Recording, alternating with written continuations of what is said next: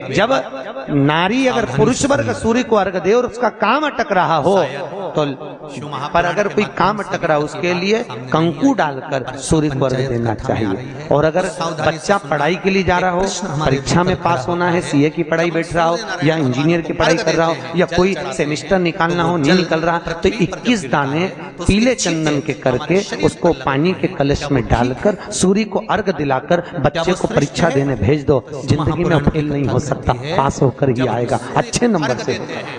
तो अक्षत चढ़ाते हैं डाल पानी जब पृथ्वी पर गिरता है उसके छींटे हमारे शरीर पर लगते हैं तो वो श्रेष्ठता का भाव निर्मित करते हैं, वो गलत नहीं हो सकता। कारण अब वो भी समझ लीजिए,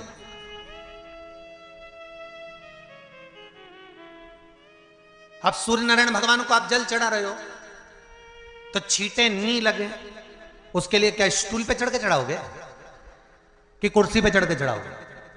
अरे बोलो तो सही।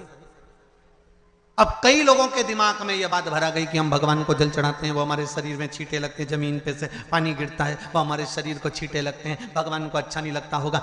कौन ने कहा? पहले तो उसको पकड़ के ला। मेरे राम जी महाराज, मेरे भगवान कृष्ण, बड़े बड़े संत साधु सन्यासी तपस्वी साधक उपासक जितने भी हुए, जिन्होंने सूर्य की आराधना करी, इन्होंने टेबल पे चढ़कर या कुर्सी पे चढ़कर जल नहीं चढ़ाया, इन्होंने पृथ्वी पर खड़े होकर ही, क्योंकि पृथ्वी तत्व के देव हैं शिव। जब हम मृत्यु लोक पर खड़े होकर, पृथ्वी पर खड़े होकर भगवान शंकर का भाग पृथ्वी तत्व को धारण कर कर जल को हाथ में लेकर जब समर्पित करते हैं और जो जल नीचे गिरता है वो शरीर पर अगर लगता है तो हमको उसका आशीर्वाद ही प्राप्त होता है, दोष नहीं लगता। पर लोगों ने इसको विपरीत कर दिया कि कौन ने विपरीत करा? कई लोगों ने इसको विपरीत कर दिया।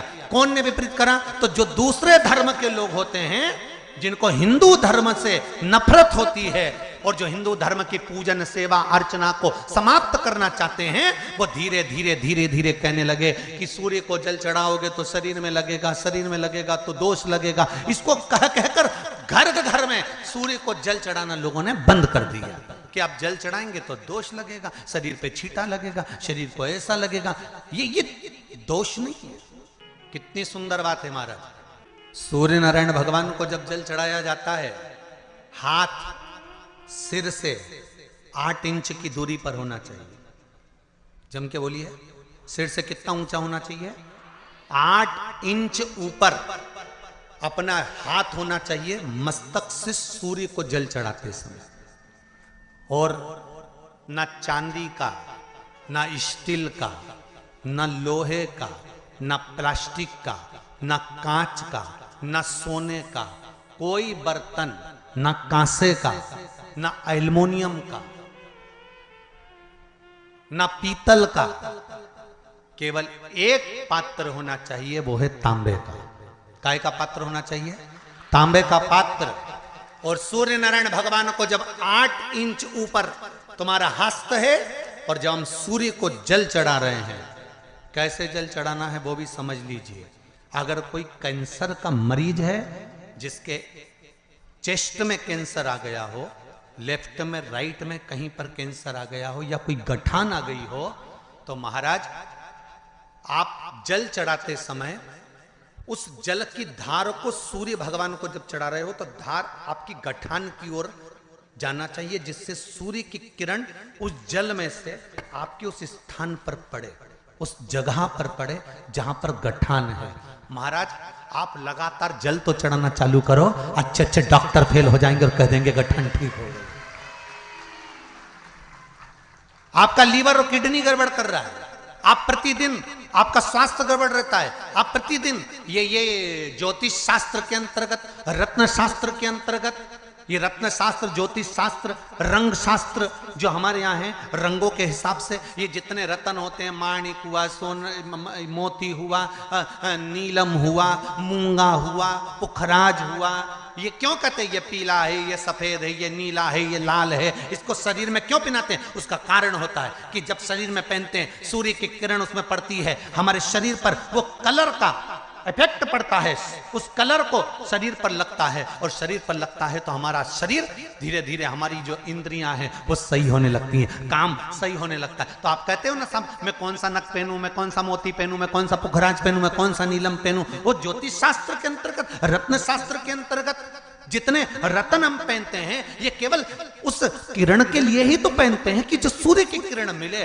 उस किरण का प्रभाव हमारे शरीर पर पड़े। तो इन सबसे अच्छा है कि सुबह शंकर भगवान का नाम लो, तांबा का लोटा में जल भरो, 8 इंच ऊपर सिर से हाथ होना चाहिए, और सूर्य नारायण भगवान का दर्शन साधारण नहीं, जो जल तुम चढ़ा रहे हो वो जल की जो धार आ रही है उसमें सूर्य का दर्शन होना चाहिए, तो कैंसर की बीमारी कभी नहीं हो सकती। लीवर, किडनी, हार्ट, आपके हार्ट में अगर तकलीफ है, डॉक्टर ने कह दिया कि इसमें नस चोक है, आपको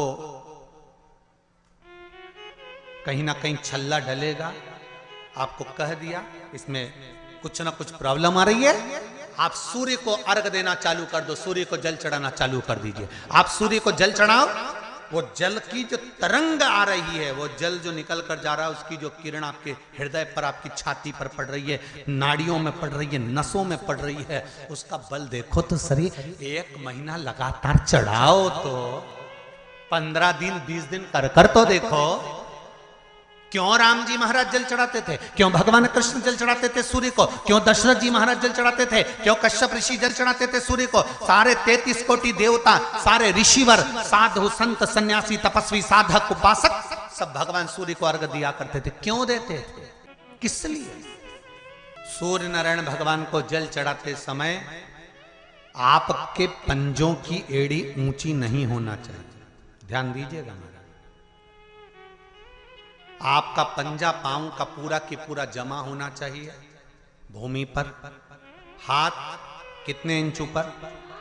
8 इंच ऊपर होना चाहिए। जल जो गिरे, सूर्य की किरण, सूर्य का दर्शन उस जल की रोशनी में करना चाहिए। क्या होगा उससे? जिस बच्चे को आंख में चश्मा लगा हो, मोटे से मोटा चश्मा लगा हो, छूट नहीं रहा हो, तो थोड़े दिन उसको सूर्य का अर्घ चढ़वाना चालू कर दो, और जल में से सूर्य का दर्शन कराना चालू कर दो। सूर्य का दर्शन जल में से 2 महीना 2.5 महीना बहुत है, आंख की रोशनी बढ़ जाएगी, चश्मा हट जाएगा। आप कर देखिए। अब एक प्रश्न और खड़ा होता है सूर्य को अर्घ देने का। गुरुजी, पंचदेव पंचायत में सूर्य नारायण भगवान शंकर की पंचायत में हैं। सूर्य नारायण को हम फ्लैट में रहते हैं, हम फ्लैट के अंदर रहते हैं, तो हम फ्लैट में रहते हैं, हमारे यहाँ अगर छज्जा नहीं है, हमारे यहाँ जगह नहीं है, तो हम सूर्य को अर्घ कैसे दें? तो महाराज खिड़की तो होगी, अगर घर में फ्लैट में पानी ढुलेगा और आप लोग नहीं समेट सकते तो एक बाल्टी रख लो, एक पात्र रख लो, पर सूर्य नारायण भगवान को अर्घ देकर रोशनी शरीर पर पड़ना चाहिए। जिंदगी में कभी कोई बड़ी बीमारी नहीं आ सकती। कितने लोग देते हैं सूर्य को अर्घ? जरा हाथ उठाओ। बहुत बढ़िया, बहुत जोरदार। पुरुष लोग भी देते हैं ना, चाहे बच्चे से बच्चा, बच्चों के हाथ में भी 1 लोटा पानी पकड़ाओ। घर में छोटे बच्चे हो ना, उनको तांबे का लोटा दो, पानी दो, जा बाहर खड़े हो जा, 1 लोटा पानी चढ़ा के। पहले दिन आप स्वयं बच्चे के साथ बाहर खड़ी हो, ओटले पर, घर के बाहर खड़ी हो, छत पे खड़ी हो या घर के बाहर खड़ी हो, और बच्चे से कह लो चढ़ाओ बेटा, देखो ऐसा हाथ 8 इंच ऊपर करिए, तांबे का लोटा लेकर पानी धीरे धीरे डोलना है, जैसे वो स्लो मोशन के सीन नहीं होते नाटक में, ये एकदम धीरे धीरे, बस नहीं तो मालूम पड़े छोरा छोरी एक साथ उंडेल के अंदर नहीं। जल चढ़ाते समय उस पानी में से सूर्य की किरण पड़ना चाहिए, सूर्य की किरण।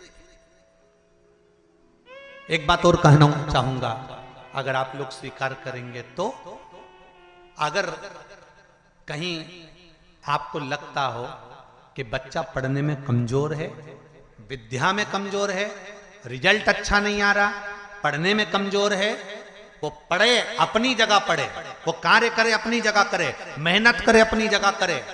बच्चों को कह दो कि कुछ समय के लिए सूर्य को अर्घ देना चालू कर। सूर्य की किरण जहां पर ब्राह्मण या हिंदू धर्म का व्यक्ति मस्तक पर तिलक लगाता है, भुकुटियों के बीच में उस सूर्य की किरण इस भुकुटी के बीच पड़ना चाहिए, परंतु पानी कम से कम ना करते हुए स्लो मोशन में धीरे धीरे गिरना चाहिए, एकदम धीरे धीरे। तो यहां एक रेखा सूर्य की किरण से पड़ती है। सूर्य नारायण भगवान को स्टील के लोटे से या चांदी के लोटे से या पीतल के लोटे से या प्लास्टिक के लोटे से या कांच के बर्तन से जल चढ़ाने से आयु छिन्न होती है। क्या समाप्त होती है? आयु।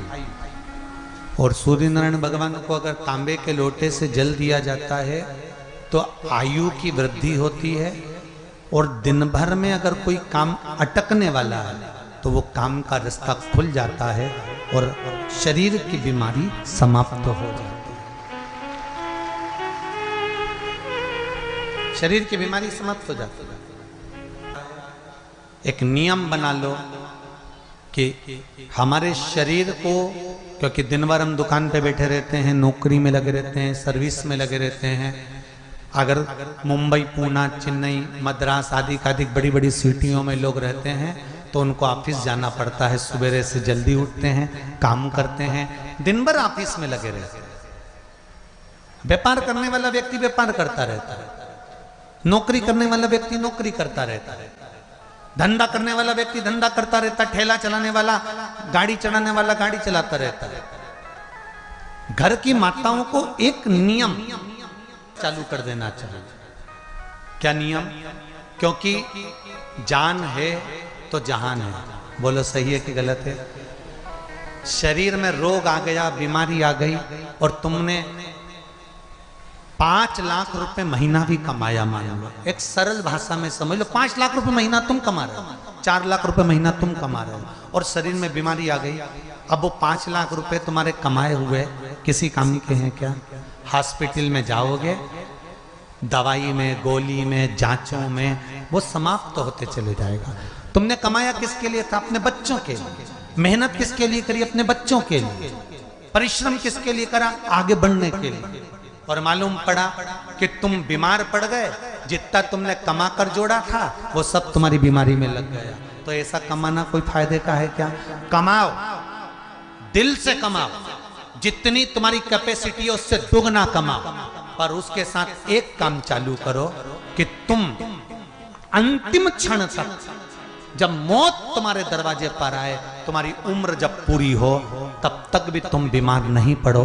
उसके लिए एक काम चालू कर दो।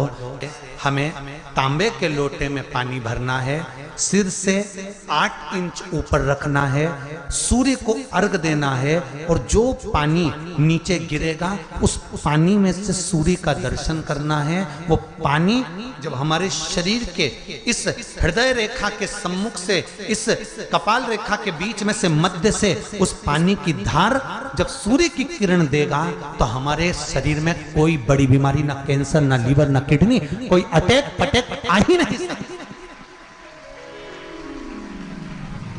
मेरा बच्चों से भी निवेदन है कि आप अपने पापा से कहो, आप अपनी मम्मी से कहो, और बड़ों से निवेदन है वो अपने बच्चों से कहो।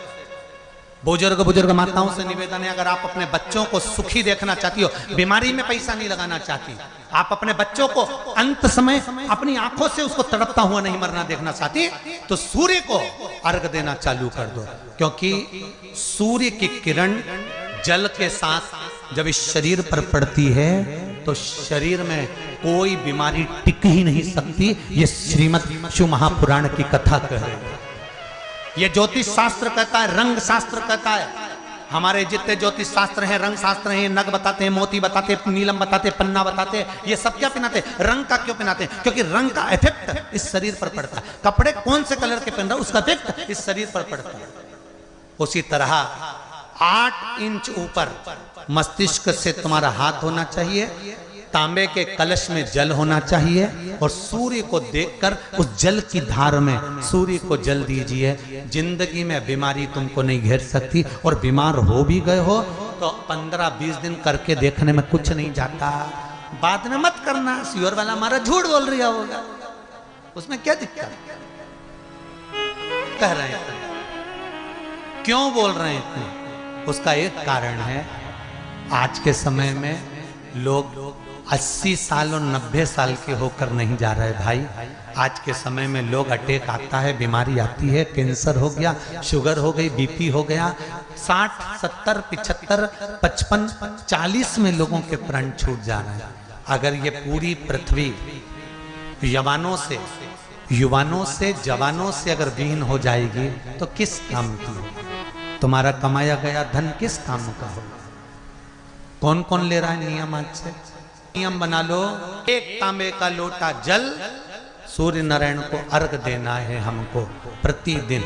घर का चाहे छोटा हो चाहे बड़ा हो, जिस बच्चे को रोज बुखार आता हो, निमोनिया हो रहा हो, जिसका लीवर किडनी डैमेज हो गया हो, वो नियम बना लो, 15 दिन के अंदर 20 दिन के अंदर डायलिसिस में अंतर आ जाएगा तुम्हारे। तुम कर तो देखो, इस प्रभाव करे। बनाओ नियम।